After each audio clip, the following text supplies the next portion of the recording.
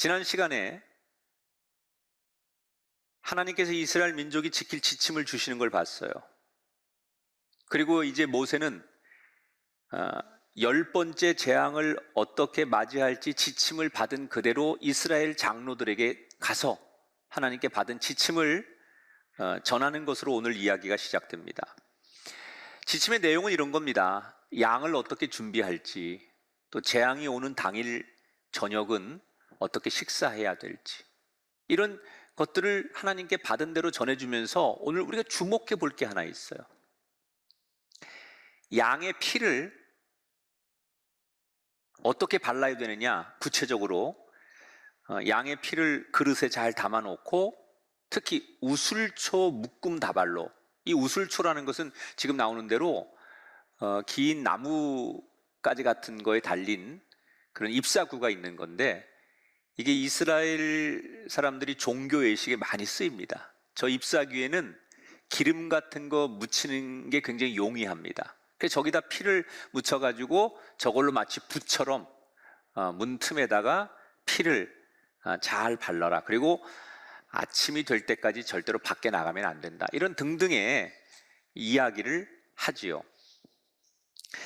그리고 이 약속을, 하나님이 주신 지침을 지키는 사람에게 23절에 보니까 여호와께서 애굽 사람에게 재앙을 내리려고 지나가실 때 문의 피를 보시면 멸하는 자에게 너희를 치지 못하게 하실 것임이니라. 왜 이런 지침을 준다고요? 하나님께서 죽음의 사자를 보내서 이집트 땅에 초태생, 처음 태어난 모든 생명을 다 죽이려고 할 때 이 피가 발라져 있는 집안은 건너뛰게 하시겠다, 그거예요. 여러분, 이 하나님의 이 지침과 약속은 오늘 이 시대를 살아가는 우리들에게도 동일한 약속이에요. 베드로전서 1장 18절 19절에 보면 헛된 행실에서 대속함을 받은 것은 오직 흠없고 점없는 어린 양 같은 그리스도의 보배로운 피로 된 것이니라. 이 말씀대로라면 우리가 예수님이 나를 위해 십자가에서 죽음의 구원의 피를 흘리신 것을 내가 믿기만 하면, 그 예수님이 2000년 전에 우리를 위해서 피 흘려 죽으신 것을 내가 믿음으로, 그 예수님의 피를 믿음으로 바르기만 하면 하나님이 나의 아버지가 되셔서 재앙과 심판에서 우리를 구원하겠다고 약속하시는 거예요. 여러분, 이 약속이 우리에게 반드시 필요한 약속인 줄 믿습니다. 오늘도 우리는 여러 가지 재앙과 많은 환난 속에 살아가지만 그 가운데서도 예수님의 피를 믿음으로 바른 사람에게는 이 땅의 재앙과 환난이 우리를 뛰어넘도록 하나님께서 우리를 지키시고 보호하시는 은혜가 있기를 주의 이름으로 축원합니다. 자, 이런 지침을 하나님께서 주신 다음에 오늘 우리가 주목해 볼 얘기 하나가 있어요. 마지막에 모세가 이스라엘 장로들에게 이런 얘기를 전합니다. 26절 27절에 보니까 이후에 너희 자녀가 이 예식이 무슨 뜻이냐 하거든 너희는 여호와께서 애굽 사람에게 재앙을 내리실 때 애굽에 있는 이스라엘 자손의 집을 넘으사 우리의 집을 구원하셨느니라 하라, 이랬어요. 이 마지막 당부는 어떤 당부냐면, 이 재앙이 있는 날 뭘 어떻게 해라 라고 하는 얘기가 아니라, 재앙이 다 지나간 다음에 그 다음에 있을 것에 대한 것들을 부탁하는 거예요. 앞으로 이 재앙이 끝난 다음에 매년 요맘때가 되면, 다시 말하면 6월절 이 절기를 지키게 되면 집안에서 반드시 이런 걸 하라는 거예요. 자녀들이 부모들한테 그날 어떤 일이 있었어요? 라고 물으면 부모들이 그날에 있었던 사건을 자녀들에게 설명해 주라는 거예요. 자, 여러분, 이 이야기가 어떻게 들리십니까? 지금 이스라엘 백성들은 대재앙을 피하기 위해서 6월절을 준비하기 위해서 바쁩니다. 곧 이제 이집트 땅에 들어닥칠 이 재앙을 피하기 위해서 준비하기도 바쁜 거예요. 어린 양도 골라야 되고 식사도 준비해야 되고 이삿짐도 싸야 되고 떠날 준비도 해야 되고 애들도 챙겨야 되고 지금 할 일이 태산 같아요. 그런데 하나님이 뭐라고요? 이 일이 있은 다음에 앞으로 이런 일들을 해야 된다고 미리 당부를 하고 계세요.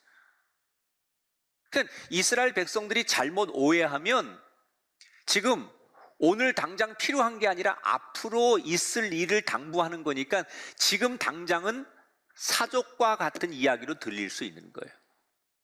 그런데 왜 하나님은 재앙이 있은 다음에 일어날 일을 미리 당부하시는 걸까? 특별히 원칙이 있어요. 자녀들이 어른들에게, 부모들에게 묻고 그 물음에 대답을 하라는 거예요. 여러분, 여기에 하나님을 아버지라고 부르는 하나님의 집, 교회들이 가져야 될 영적 가훈이 들어있는 거예요. 그게 뭐냐? 우리가 하나님께 사랑을 입고 은혜를 받았으면 그것을 언제나 기억하는 사람이 되라는 거예요. 영적 가훈 중에 제일 중요한 게 뭐냐? 하나님의 사랑을, 하나님의 은혜를 기억하는 거예요. 여러분, 아이들이 묻고 어른들이 대답한다는 것은 어떤 효과가 있는 거냐면, 일단 아이들에게 그날의 의미를 가르치는 건 기본이고요. 더 중요한 게 있어요. 대답해야 될 어른들이 질문을 받고 그 유월절날 어떤 일이 있었는지를 대답하게 되면 어른들은 그날을 절대 잊을 수가 없는 거예요. 잊고 싶어도 잊을 수가 없는 거예요. 그러니까 그날에 자녀들이 묻거든 너희들이 대답하라 라는 이 하나님의 당부는 결국 어떤 것을 이스라엘 백성들에게 당부하는 거냐면, 아이들에게 가르치면서 너희들도 받은 은혜를 절대로 망각하지 말라는 얘기예요. 그래서 지금도 유대인들은 유월절이 되면 온 집안에 다 사람들이 모여요, 가족들이. 그래서 아이들이 이렇게 그 유월절이 뭐예요? 유월절에 어떤 일이 있었어요? 이렇게 물으면 그 집안의 최고 어른이 그 유월절에 있었던 이야기를 상세하게 아이들에게 얘기해 주는 거예요. 그렇게 해서 수천 년이 지난 하나님이 베푸신 유월절의 역사적인 의미를 이 유대인들은 절대로 잊지 않고, 하나님이 우리를 구원해 주셨다, 한낱 노예에 불과하고 버림받고 사람 대접받지 못하던 우리들을 하나님께서 이렇게 구원해 주셔서 오늘 우리가 이렇게 살게 되는 것이다 라는 것을 수천 년이 지나서도 이스라엘 민족은 잊지 않게 되는 거예요. 모세는 하나님 앞에 받은 지침을 그대로 이스라엘 장로들에게 전달을 하고, 이제 이스라엘 사람들은 다시 장로들에게 전달받은 대로 움직이기 시작하는 거예요. 드디어 하나님이 정하신 재앙의 날 아비월 14일이 되었어요. 그날도 이스라엘 백성들은 늘 그랬던 것처럼 이집트 사람들이 맡긴 일당의 노동을 위해서 하루 종일 혹사당하고 저녁이 되어 집으로 돌아옵니다. 다른 때 같으면 하루 종일 노동으로 혹사를 당했기 때문에 온몸이 파김치가 되었겠지만, 그날 저녁은 피곤하기보다는 하나님이 준비한 재앙이 이 땅에 어떻게 임할지, 이런 기대와 설레임으로 저녁 일정을 시작하게 됩니다. 이미 나흘 전에 구별한 어린 양을 잡고, 그리고 한쪽에서는 고기를 불에다 굽습니다. 그리고 하나님이 지침을 준 대로 우슬초에다가 양의 피를 발라서 문틈에다가 칠을 해요. 그러니까 바깥에 있는 다른 지역에 있는 이집트 사람들이 저 이스라엘 사람들 집집마다 연기가 나고 양의 피를 다 문에다 바르니까 궁금하니까 와서 보기도 하고 묻기도 하는 사람이 생기는 거예요. 그런데 눈으로 보고 이스라엘 백성들이 왜 우리가 이걸 하는지 설명을 하는데도 그 얘기를 듣기만 할 뿐이지 그렇게 따라하거나 그것을 인정하는 사람이 없었어요. 결국 그날 이스라엘 백성들이 그렇게 문틈에다 피를 바르고 고기를 굽고 이런 모습을 다 봤지만 그들은 보고 듣는 것으로 그쳤기 때문에 구원의 기회를 놓치게 되는 거예요.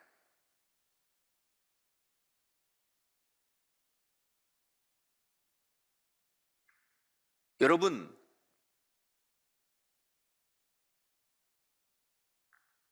당시 6월절 당시에 이집트 땅에는 하나님의 어린 양의 피를 바른 문과 세상에 자기들의 이름을 자랑하는 세상적인 문, 두 개 문밖에 없었어요.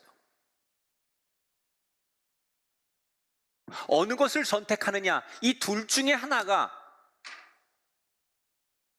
죽음의 사자로부터 지킴받고 구원받느냐 아니면 재앙이 임하느냐였어요. 모든 준비가 끝나고 가족들이 숨을 죽이고 문을 닫고 집에 모입니다. 그리고 며칠 전부터 그 챙긴 짐을 어깨에 메고 하나님께서 지침 주신 대로 식사를 합니다. 한밤중이 되었는데 갑자기 어디선가 등골을 오싹하게 하는 바람소리가 바깥에서 들려오기 시작합니다.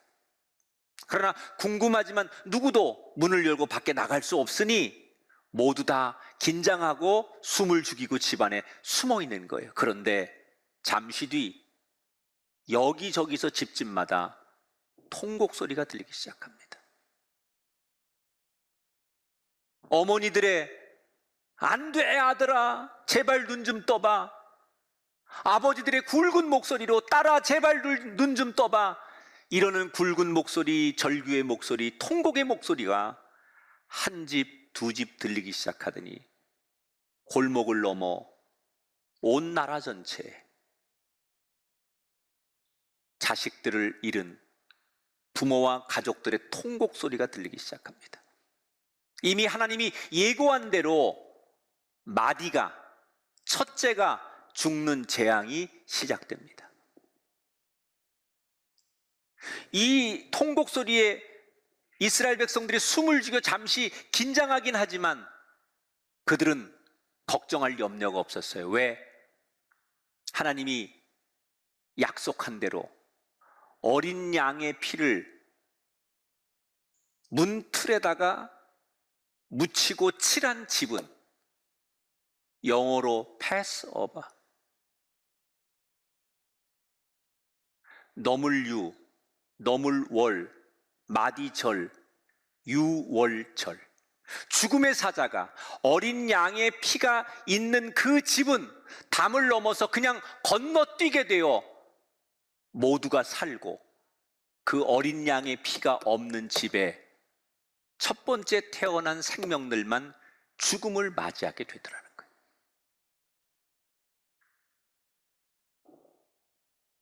여러분, 이 재앙은 이집트의 상징인 왕궁의 파라오 왕도 예외가 아니었습니다.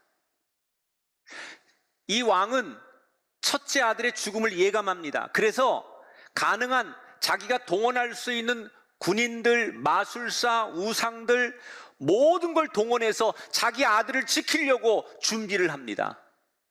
여러분, 이집트의 왕은 천하를 호령합니다. 모든 걸 자기 뜻대로 할 수 있습니다. 그래서 자기 첫째 아들을 지키려고 왕은 만반의 준비를 다 합니다. 그러나 아무리 인간이 만반의 준비를 다 하고 세상 것 모든 것이 다 동원돼도 죽음의 재앙을 피할 수 없더라는 거예요. 죽어버린 첫째 아들의 시신을 넋놓고 바라보던 이 파라오 왕이 눈에 초점을 잃고 드디어 모세와 아론을 만나 다 포기한 듯 손을 휘휘 저으며 떠나거라, 양이든 염소든 다 가지고 제발 이 땅을 떠나다오.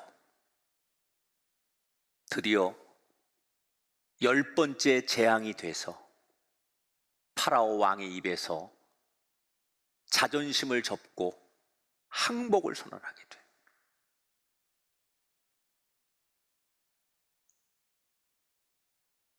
이 왕이 항복을 선언하고 이제는 자유를 얻게 되었다는 소식을 듣게 되고 이스라엘 백성들이 떠날 준비를 하고 있다가 그 소식과 함께 집집마다 아침에 되어 짐을 싸들고 일제히 거리로 뛰어나옵니다.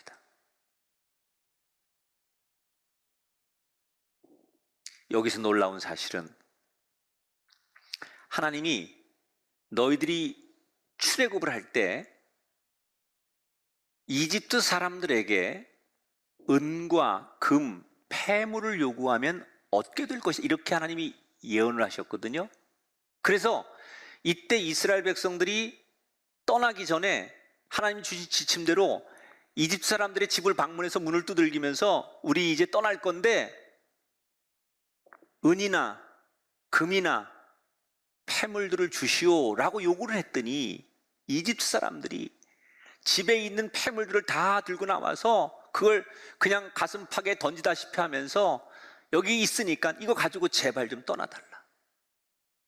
이미 집집마다 첫째의 죽음의 재앙을 목격한 이집트 사람들은 더 이상 이 두려움으로부터 견딜 수가 없었고, 저들이 믿는 하나님의 신이 이 땅에 있는 한 자기들이 더한 재앙도 맞이할 수 있다는 극심의 두려움 때문에 금이고 은이고 보물이고 다 필요 없어요. 제발 이들이 하루빨리 이 땅에서 떠나주는 것만이 자기들이 살 길이라고 생각하니까 은과 금과 폐물을 다 이스라엘 백성들에게 주면서 제발 여기만 떠나달라는 거예요.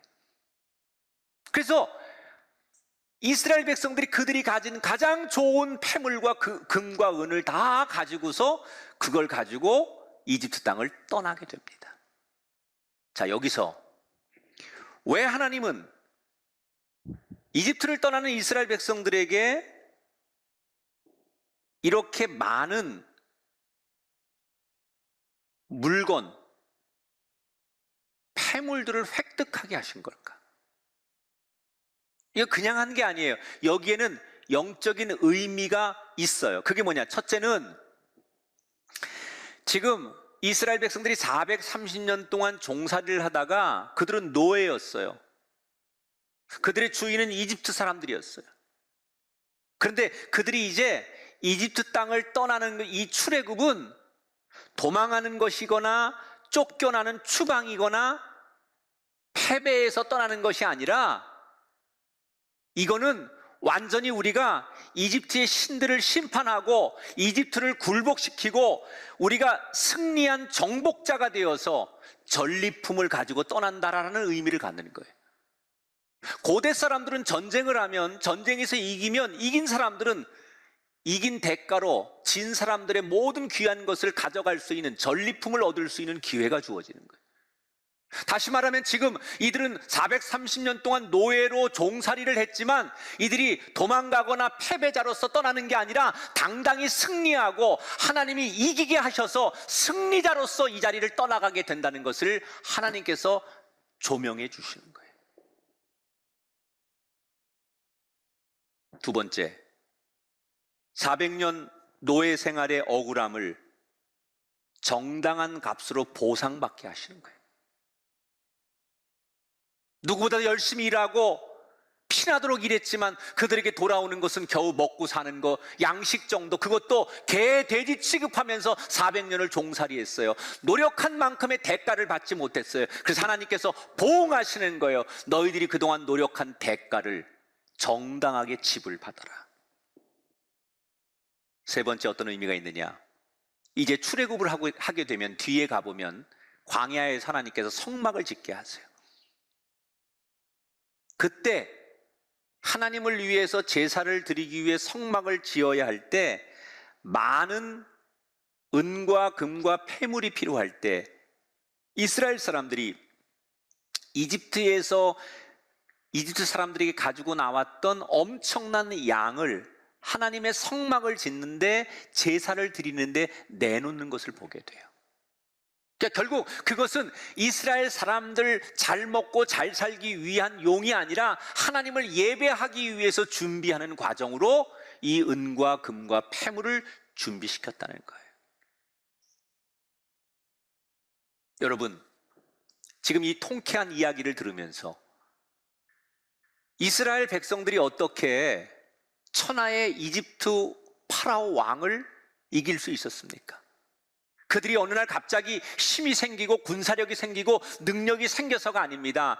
그들을 부르신 하나님이 그들 대신 싸워 이겨주셨기 때문에 그들이 이기는 거예요. 오늘 우리는 우리 힘으로 이 험한 세상을 이길 수 없어요.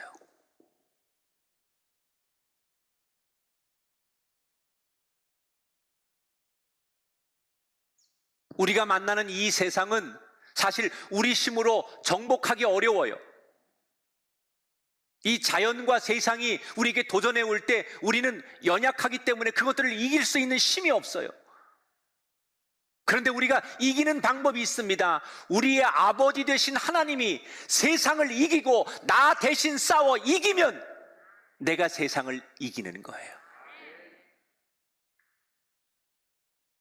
노예인 그들이 힘이 있어 이긴 것이 아니라 그들의 주인 되신 하나님이 이기셨기 때문에 이겼던 것처럼 원래 이 험한 세상에 하나님이 나 대신 싸워 이김으로 저와 여러분이 승리하게 되길 주의 이름으로 축원합니다.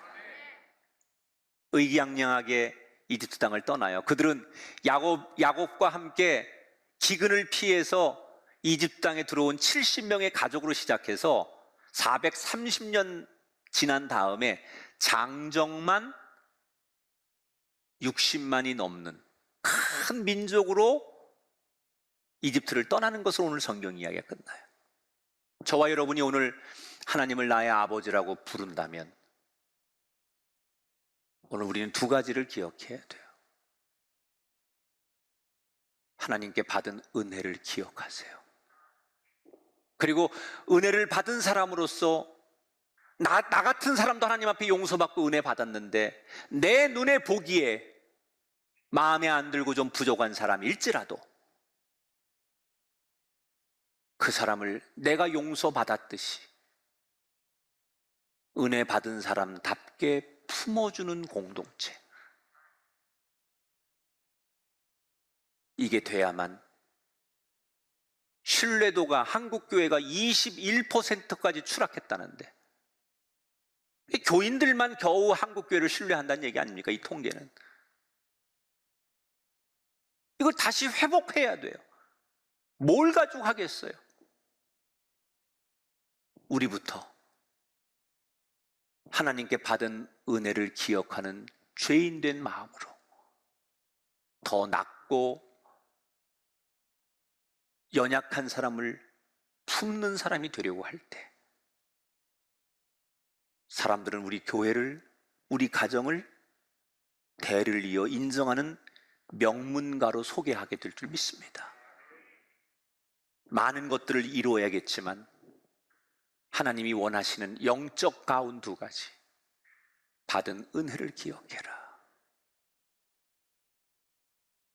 나보다 연약한 사람을 은혜로 품는 자가 되어라. 이 가운을 끌어안으시고 함께 우리 모두가 이 가운을 지키며 살아갈 때 교회가 신뢰를 회복하고 여러분의 가정이 예수 믿는 사람들이 모인 가정이라는 신뢰를 회복하는 은혜가 여러분의 삶에 펼쳐지게 되길 바라면서 여러분 인생의 모두가 영적 명문가가 되시기를 주님의 이름으로 축원합니다.